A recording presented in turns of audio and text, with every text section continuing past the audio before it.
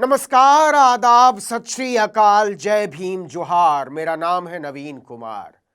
समय आ गया है जब इस देश को धीरेंद्र शास्त्रियों के हवाले कर दिया जाना चाहिए।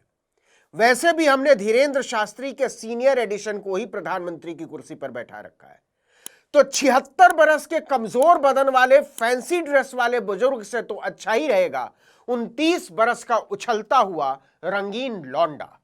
अनिरुद्धाचार्य और रामभद्राचार्य जैसे चपंडकों को मिलाकर एक बढ़िया नशीला कॉकटेल भी तैयार हो सकता है देश को चलाने के लिए। आपको अजीब लग रहा होगा कि ये कैसी बात कर रहा हूं, करनी पड़ रही है। यह तस्वीर आपने देख ही ली होगी अब तक। फैंसी ड्रेस कंपटीशन की तरह सतरंगे वस्त्र में शंकर जी का रूप धारण किए डमरू बजाता यह आदमी भारत का प्रधानमंत्री है। शंकर भगवान के जलसे में अपनी ही गाड़ी पर अपनी ही 3-3 फोटो लगवाने वाला आत्ममुग्ध प्रधानमंत्री नहीं देखा होगा आपने आज तक। दुनिया इस मदारी पर हंस रही कि क्या हाल बना दिया इसने भारत का, और इसे कपड़े बदलने, मेकअप करवाने और फोटो खिंचवाने से ही फुर्सत नहीं मिल रही है। लेकिन मैं ये बताने के लिए इस वक्त यहां नहीं हूं कि देश आज एक मदारी के हाथ में है और वो नागरिकों को बंदर भालू से ज्यादा कुछ नहीं समझता। नाचोगे कैसे नहीं। अपने डमरू प्रधान की फैंसी ड्रेस यात्रा के बीच जो नए साल की सबसे हृदय विदारक खबर आई वो ये कि इंडियन स्पेस रिसर्च ऑर्गेनाइजेशन यानी इसरो का साल 2026 का पहला ही मिशन PSLV C62 फेल हो गया। रॉकेट सुबह 10:18 पर आंध्र प्रदेश के श्रीहरिकोटा अंतरिक्ष केंद्र से 16 सैटेलाइट लेकर रवाना हुआ था। ISRO chief doctor V Narayanan ने कहा कि रॉकेट लॉन्चिंग के तीसरे चरण में गड़बड़ी आ गई, जिसकी वजह से वो रास्ता ही भटक गया। 8 महीने पहले 18 मई 2025 को भी इसरो का PSLV C61 मिशन तकनीकी खराबी के कारण तीसरे स्टेज में ही फेल हो गया था। इस मिशन में EOS-09 अर्थ ऑब्जर्वेशन सैटेलाइट को 524 किलोमीटर की सन सिक्रोनस पोलर ऑर्बिट में स्थापित किया जाना था। कोविड के बाद फेल होने वाला यह 5वां मिशन है। नेहरू और उनके बाद के प्रधानमंत्रियों ने बड़ी मेहनत और दूरदर्शिता के साथ दुनिया में भारत की जो वैज्ञानिक साख कायम की थी उसे डमरू प्रधान ने मिट्टी में मिला दिया है। आप कहेंगे अंतरिक्ष में रॉकेट क्या प्रधानमंत्री उड़ाते हैं? वो तो वैज्ञानिक उड़ाते हैं। बिल्कुल दुरुस्त फरमाते हैं आप, लेकिन प्रधानमंत्री जमूरों की फौज तैयार नहीं करता जो वैज्ञानिक चेतना की खिल्ली उड़ाते हैं। मथुरा का एक लफंदर है अनिरुद्धाचार्य। लफंदर समझते हैं ना, गूगल कर लीजिएगा। वो हजारों की भक्त मंडली को बैठाकर प्रवचन देता है कि गाय का घी जलाओगे तो ऑक्सीजन निकलता है, और यह दावा वो डंके की चोट पर विज्ञान के आधार पर करता है। यह चिरकुट खुद छठी फेल है। बीजेपी के बड़े बड़े नेता इस चिरकुट के पैरों में पड़े रहते हैं। यह लफंदर सम्राट छठी तक भी ठीक से पढ़ा होता ना तो इसको पता होता कि एक तीली में भी आग लगाओगे तो ऑक्सीजन केवल जलेगा, बनेगा नहीं। बेवकूफ आदमी। एक अकल का अंधा है रामभद्राचार्य, घोर जातिवादी, महिला विरोधी, कुंठित, गंदा, घिनौना आदमी। अपने से पाखाना पेशाब तक नहीं कर सकता बिना मदद के। कोई मदद ना करे तो उसी गंदे हाथ से आशीर्वाद बेचता फिरे, उसी से खाना खा ले। लेकिन इसे इतना पता है कि ममता बनर्जी नाम की ब्राह्मण है, काम वो मुसलमानों का करती है।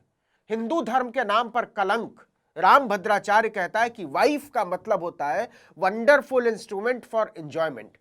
ऐसे ऐसे टपोरी, गंदे, घिनौने लोग हिंदू धर्म में धर्माचार्य बने फिर रहे हैं, और प्रधानमंत्री से लेकर मुख्यमंत्री और सेनाध्यक्ष तक उसके आगे लाइन लगाए रहते हैं आशीर्वाद के लिए। और बाबा ही क्यों, बीजेपी के नेता तो इस चिरकुट पने में बाबाओं के बाप है। महाराष्ट्र के कौशल विकास मंत्री हैं मंगल प्रभात लोढ़ा। उन्होंने जनवरी में ही यह कार्यक्रम में कहा कि अमेरिका आज बोइंग विमान बना रहा है। भारत के पास तो आज से हजारों साल पहले रामायण काल में पुष्पक विमान था। अगस्त 2025 में भोपाल के IISER के कार्यक्रम में, सरकारी वैज्ञानिक कार्यक्रम में, डमरू प्रधान के कृषि मंत्री शिवराज सिंह चौहान ने कहा कि राइट ब्रदर्स के विमान बनाने से बहुत पहले भारत के पास पुष्पक विमान था। महाभारत काल में तो ड्रोन और मिसाइलों की तकनीक भी हिंदू राष्ट्र के पास थी। डमरू प्रधान के एक और महान वैज्ञानिक अनुराग ठाकुर ने कहा था कि हनुमान जी पहले अंतरिक्ष यात्री थे। तो सवाल है कि अब क्यों नहीं उड़ा लेते हो पीएसएलवी? वैज्ञानिकों को हटाओ और बैठाओ अनुराग ठाकुर को, शिवराज चौहान को, मंगल प्रभात लोढ़ा को। और कहीं कोई कंफ्यूजन हो तो चिरकुट पने में पीएचडी रामभद्राचार्य से पूछ लो, 5वीं फेल अनिरुद्धाचार्य से पूछ लो, या 6ठी फेल धीरेन्द्र शास्त्री से पूछ लो। वो कहता है कि हनुमान जी उसके कान में आकर बता देते हैं किसका जीवन कैसा था और किसके जीवन में कौन सी समस्या आने वाली। बस ये कुंभ की भगदड़, रेल हादसों और आतंकी हमलों के बारे में कुछ नहीं बता पाता, और केवल बाबाओं के बारे में क्या बात करनी।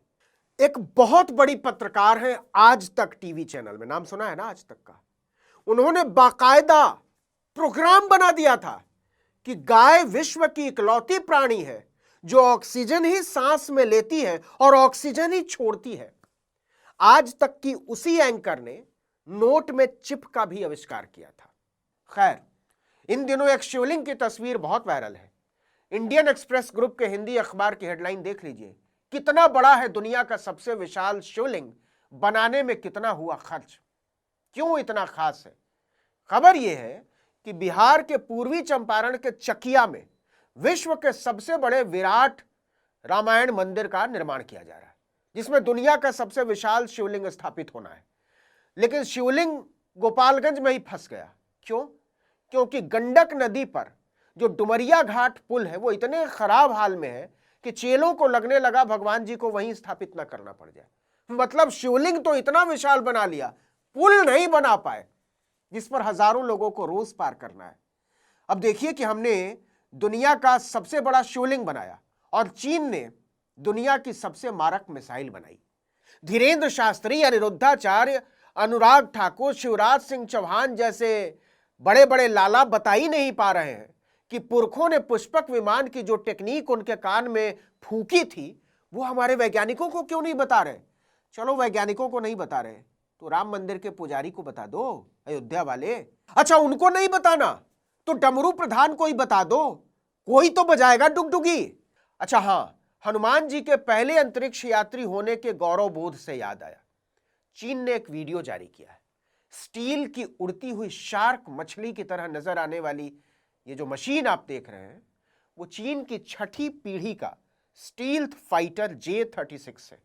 उसने जिस तरह से इसका परीक्षण किया है, अमेरिका को भी उसने हिला दिया है। चीन के J-36 ने दूसरे ट्रायल में जापान और दक्षिण कोरिया के ऊपर से उड़ान भरी और फिर उसी रास्ते से वापस भी लौट आया। दोनों ही देशों में अमेरिकी एयरफोर्स के सबसे खूसट रडारों की तैनाती है। दोनों ही देशों में अमेरिकी थर्ड मिसाइल डिफेंस सिस्टम लगे हैं, लेकिन दोनों ही सिस्टम को इसकी भनक तक नहीं लगी। तो समझने की जरूरत है कि भारत की हालत ऐसी क्यों हो गई, क्योंकि जिसको हमने देश चलाने के लिए चुना था वो डमरू बजाता घूम रहा है, और जिनका काम था डमरू बजाना वो बता रहे हैं कि देश कैसे चलेगा। चीन, अमेरिका, रूस या इंग्लैंड ने अपनी ताकत डमरू बजाकर या त्रिपुंड लगाकर हासिल नहीं की है। अपना प्रधान रस्सी बांधकर हनुमान जी को उड़ाता फिरता है, नौटंकीबाज, और इस बौद्धिक दरिद्रता पर खुश होता है। आपको एक बहुत ही दिलचस्प आंकड़ा बताते हैं, शायद आपको शर्मिंदगी महसूस होगी। दुनिया में सबसे ज्यादा विश्वविद्यालय भारत में है, 8000 से ज्यादा। खुशी हुई होगी। लेकिन टॉप 10, टॉप 50 और टॉप 100 तो छोड़ दीजिए, टॉप 500 में भी भारत का एक भी विश्वविद्यालय नहीं है। दूसरी तरफ अमेरिका में भारत से लगभग आधे विश्वविद्यालय, 4000 से कुछ ज्यादा, लेकिन उनमें से टॉप 500 में 111 यूनिवर्सिटीज आती हैं और टॉप 10 में 4। बित्ते भर का देश है इंग्लैंड, टॉप 10 में उसकी भी 4 यूनिवर्सिटियां हैं। और तो और अंगुल भर के बराबर के देश सिंगापुर और स्विट्जरलैंड तक की यूनिवर्सिटीज टॉप 10 में शामिल है। इसी तरह चीन में 3000 से ज्यादा विश्वविद्यालय हैं और उनमें से 110 यूनिवर्सिटीज टॉप 500 में आती हैं।